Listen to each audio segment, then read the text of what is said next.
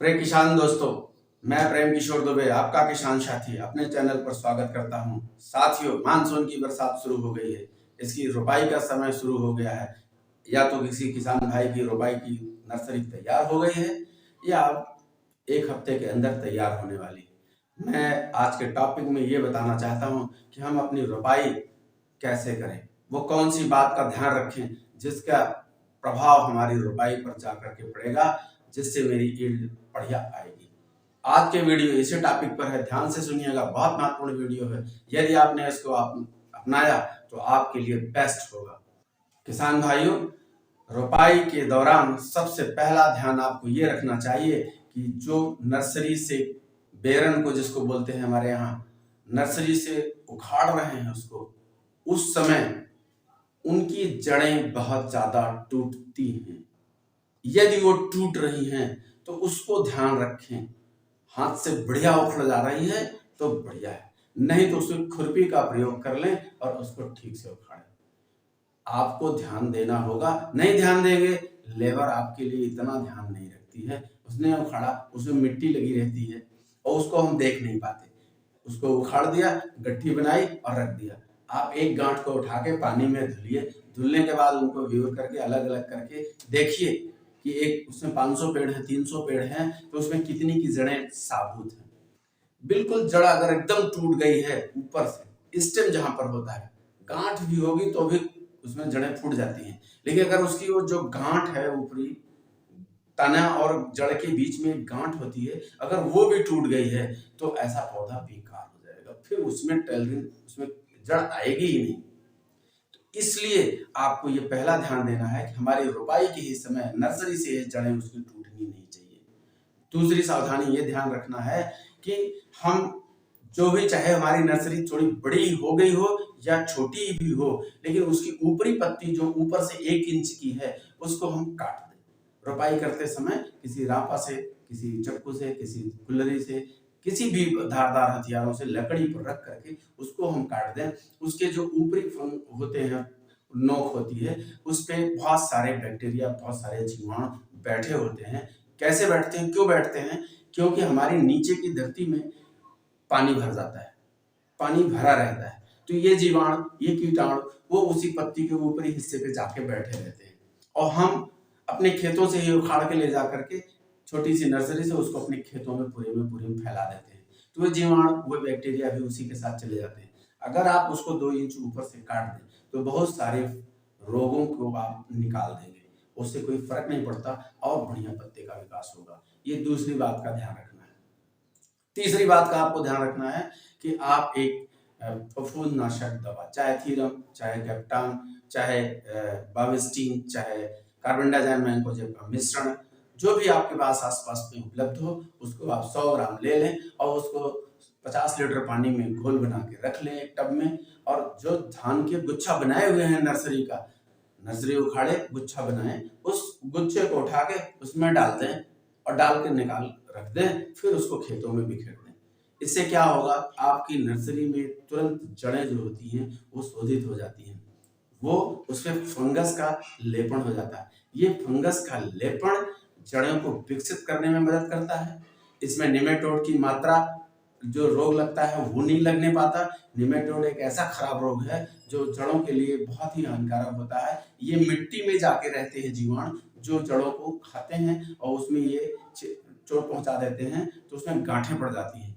जब जड़ों में ही गांठें पड़ जाती हैं तो जड़ें हमारी जो है माइक्रोन्यूट्रिएंट को जमीन से सक नहीं करेंगी, क्योंकि उसकी जो पाइपलाइन है, जाइलम फोलम की पाइपलाइन है, उसमें गांठें बन जाती हैं और उसमें पोषक तत्व ऊपर से, नीचे से ऊपर नहीं जा पाते, ऊपर के पोषक तत्व नीचे नहीं आ पाते, तो हमारा विकास वहां पे रुक जाता है।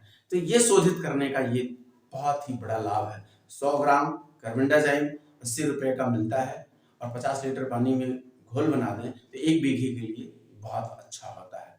ये आपको दूसरा ध्यान देना है।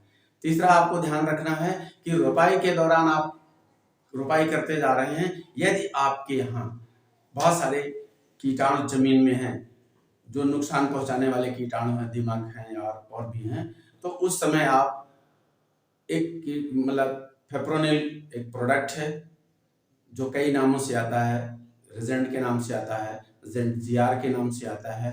आप उसको 2 किलो जरूर ले लें और अपने खेत में इसी डीएपी के साथ 1 बीघा 20 विश्व का 20 बीघा या 1 एकड़ में 3 किलो कम से कम इसी समय आप बिखेर दें।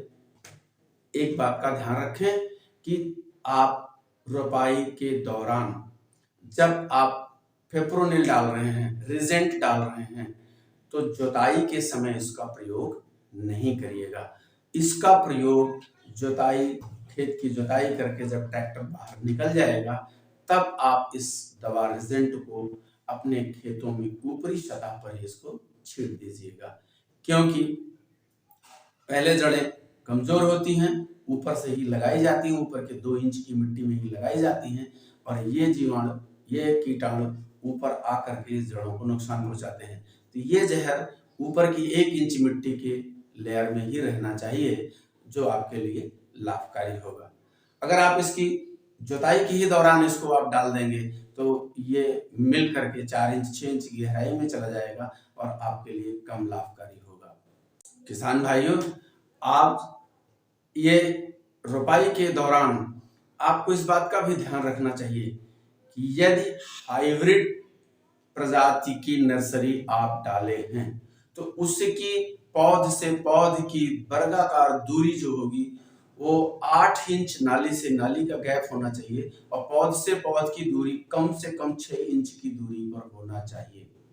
और पौध लगाने की संख्या जो है वो एक एक पेड़ होनी चाहिए यदि आपने हाइब्रिड धान की नर्सरी डाली है तो।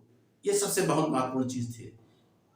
और यदि आपने रिसर्च ब्रांड के, रिसर्च कैटेगरी के पौध की नर्सरी डाले हुए हैं, जो भी आप रिसर्च धान को डाले हैं, दामनी गोल्ड 501, श्रीराम 505, धनरेखा, जो भी आप डाले होंगे, हमारे एरिया की ये रिसर्च के ब्रांड हैं, धान है, यदि आप इसकी नर्सरी डाले हुए हैं तो इनके पौधों की संख्या, दूरी तो इतनी ही रहेगी, पौधों की संख्या कम से कम 2 पेड़ होने चाहिए।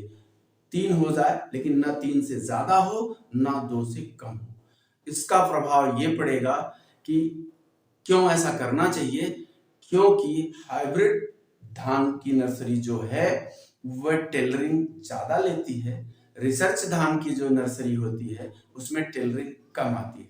हाइब्रिड के पौधे में टेलरिंग जो है वो ज्यादा आ जाती है, 20-25 कल्ले तक आ सकते हैं। और रिसर्च धान की जो नर्सरी होती है उसके कल्ले 7, 8, 10, 12 तक ही होते हैं। आपको पौधों की लगाने की संख्या हाइब्रिड में 1-1, रिसर्च में 2-2 और दूरी 8 इंच बाई 8 इंच या 6 इंच बाई 6 इंच, इतना जरूर ध्यान दें। जब लेबर लगा रही है, आपके खेतों में लगा रहे हैं, तो आप उनको जाकर के देख लें और उनको एक बार गाइड कर दें। बहुत जल्दबाजी कर देने से आपको 4 महीने में नुकसान ज्यादा पहुंचेगा। थोड़ा सा देर से लगाएंगे उससे कोई दिक्कत नहीं होने वाली, लेकिन आगे 4 महीना आपका नुकसानदायक नहीं रहेगा, फसल नुकसान को नहीं पहुंचा पाएगी। आज के वीडियो में सिर्फ इतना सा। मेरा वीडियो निश्चित रूप से आपको लाभकारी है, आप इसको ध्यान से सुनिए। अनुभव के आधार पर इस वीडियो को बनाता हूँ। आपने बहुत हमारे वीडियो को देखा है, बहुत लाइक किया है, मैं उससे भी प्रसन्न हूँ। आप इसको और अपनाएं, शेयर करें, लाइक करें। धन्यवाद।